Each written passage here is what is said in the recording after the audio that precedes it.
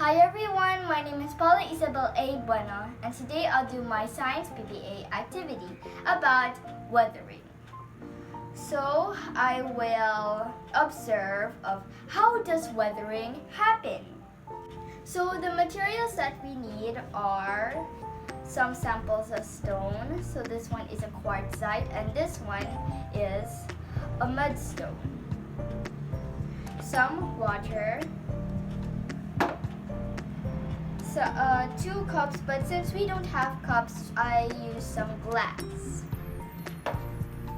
A graduated cylinder, and lastly, vinegar. So let's start. So what I'm gonna do here is I will have to compare the effects of an acid and water to some samples of rocks. Then I have to record the observations before and after 24 hours. So now we're going to really start this one. Okay, first. So now I'm done labeling the glass, and now I'm going to pour the water and the vinegar into the glass with the name in it. So now I'm going to put the 2 stones in each of the glass. So now I'll have to wait for tomorrow, or should I say 24 hours. Then I have to check of what happened to the 2 rocks inside the vinegar and the water. Bye for now! So now it's been 24 hours since we soaked the 2 stones in water and vinegar. So the stone in the vinegar changed its color here. So there's some white things here, and this one is called a chemical weathering.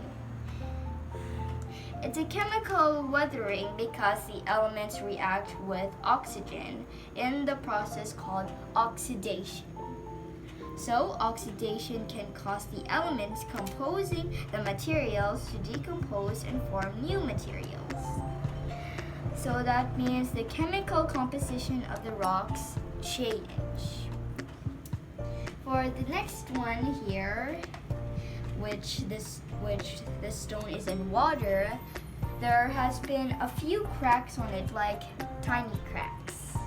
So this type of weathering is called a physical weathering. So it's a physical weathering, or should I say mechanical weathering.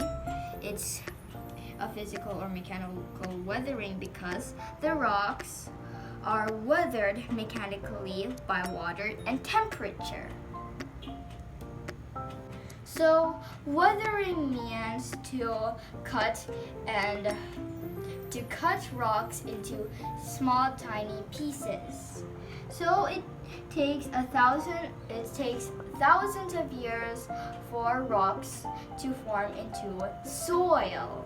The next activity for weathering is we have to test the effect of freezing on water. Then we have to compare the level of water in the cup before and after freezing. So I have to measure the volume of water I used.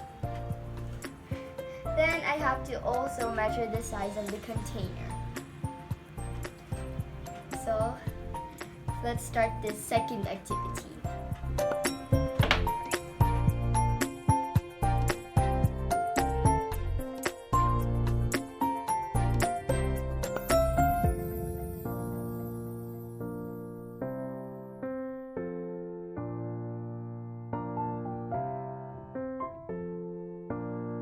So now we have to put the 2 types of stones into the 2 containers. So we're going to put the alabaster in this one and the limestone black in this one. So now we will have to freeze them. Now I have to freeze it for 1 hour. Then after that I'll have to measure the level of water after freezing. So bye for now again. So before, when I didn't froze it, the level of the water was here. Both of them. So after I froze it for an hour, the level of the water increased up to here. Like the same one in here. And now I have to write my observations.